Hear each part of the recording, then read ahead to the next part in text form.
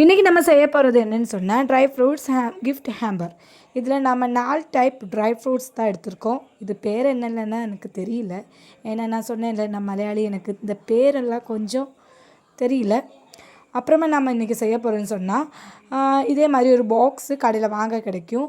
Dry fruits பாக்ஸ்னா கிடைக்கும். அதுக்கு மேலே நம்ம ஒரு பிளாஸ்டிக் டிரான்ஸ்பரண்ட் ஷீட் எடுத்து நம்ம அந்த சைஸு ஏற்ற மாதிரி கட் பண்ண போகிறோம்.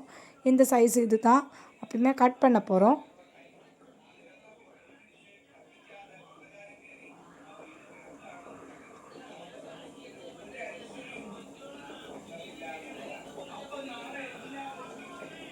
அதுக்கப்புறமா அந்த சைடெல்லாம் பார்க்கணும் கரெக்டாக கட் பண்ணோன்னு. அதுக்கப்புறமா அந்த பேக்கு போர்ஷன் இருக்குல்ல, அதுக்கு பேக் போர்ஷன் நம்ம இந்த கம்மு ஊற்ற போகிறோம். இது ஃப்ளெக்ஸ் குக்குன்னு சொல்லுவோம். சீக்கிரமாக இது ஒட்ட வைக்கணும், இல்லைன்னா அது கீழே இறங்கி போயிடும். எனக்கு ஃபஸ்ட்டு ஒரு இது தான் நான் செய்கிறேன், அதனால தான் கீழே இறங்கி போயிடுச்சு. அது கொஞ்சம் தான் அது ஒட்டுனது. இப்போ பிச்சு பார்த்தப்போ விட்டுக்கிட்டு வருது. கொஞ்சோண்டு கம்மு ஊற்றி நல்லா ஒட்டிட்டேன். ஏன்னா இது கொஞ்சம் சூடாக இருக்கும், அதனால டைரெக்டாக கை வச்சு தேய்க்கக்கூடாது. கொஞ்சம் சூடாக தான் இருக்குது. இப்படி இழுத்து பிடிச்சி அப்புறமா அது ஒட்டிருச்சு.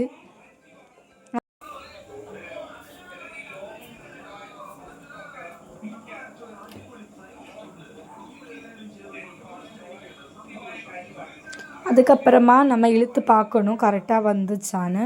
கரெக்டாக வந்துடுச்சு. இதில் நம்ம ஒரு ட்ரை ஃப்ரூட்ஸாக பார்த்து போடணும். பிளாக்கு டார்ச்சை ஃபில் பண்ணிட்டேன். அப்புறமா பிஸ்தா, இது நான் கடையில் போய் பார்த்து தான் வாங்கினேன். கரெக்டு ஃபில் பண்ணுற மாதிரி தூக்கி எடுத்துகிட்டு வந்துட்டேன். அப்புறமா நம்ம பதாம் போட போகிறேன். பதாமும் போட்டு ஃபில் பண்ணிட்டேன். அப்புறமா இது கேஷ்யூ நட், அதுவும் போட்டு ஃபுல்லாக ஃபினிஷ் பண்ணிட்டேன். அப்புறமா அந்த பிளாஸ்டிக் அந்த இது வச்சு நம்ம பார்க்கணும். டிரான்ஸ்பரண்ட் அந்த ஷீட்டு இப்படி இழுத்து பார்த்துட்டு சைடில் கம் ஊற்ற போகிறேன். கம் ஊற்றி அப்படியே ஸ்டிக் பண்ண போகிறேன். நல்லா இழுத்து பிடிச்சி வேணும் நம்ம ஸ்டிக் பண்ணி வைக்கணும், இல்லைன்னா அந்த ஃப்ரெண்டெல்லாம் லூஸாக தெரியும். அதனால் நல்லா இழுத்து பிடிச்சி ஸ்டிக் பண்ணிவிட்டு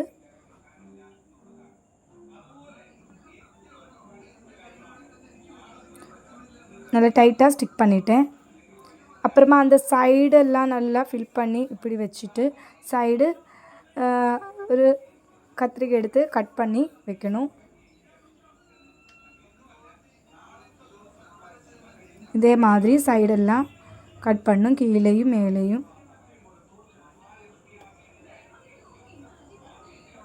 அப்புறமா சைட்லலாம் டேப் இப்படியே சுற்றிட்டு இதே மாதிரி பேக் பண்ணணும். கொஞ்சம் கூட கேப்பு வராமல் தான் நம்ம ட்ரை ஃப்ரூட்ஸ் எல்லாம் கிஃப்ட் ஹேம்பர் செய்ய முடியும். இதே மாதிரி சுற்றி நல்லா டைட்டாக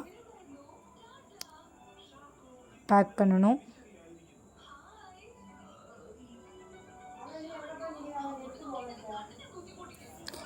மேலே காண்றதெல்லாம் கட் பண்ணி விட்டு நல்லா நீட்டாக பேக் பண்ணி எடுத்துட்டோம். அப்புறமா செல்லோ டேப்பு வச்சு சுற்றி நம்ம பேக் பண்ணி கொஞ்சம் சேஃப்டி ஆக்க போகிறோம்.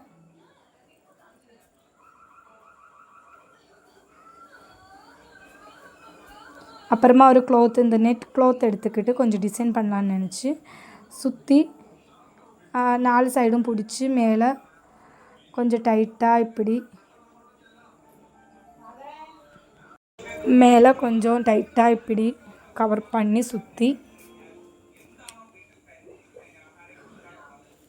ஒரு சின்னோண்டு ரப்பர் பேண்டு போட்டுட்டேன்.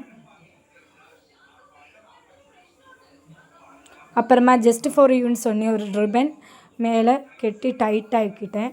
இழுத்து சுற்றி இழுத்து டைட்டாக ஆக்கிட்டேன். அப்புறமா மேலே கட் பண்ணேன்னா இப்படி பூ மாதிரி வரும். அப்புறமா அந்த ரிப்பன் நல்லா கெட்டி அழகாக வச்சுட்டேன். இந்த ஹேம்பர் உங்களுக்கு ரொம்ப பிடிச்சிருக்குன்னு நான் நினைக்கிறேன். பார்க்கவே நல்லா க்யூட்டாக இருக்குது.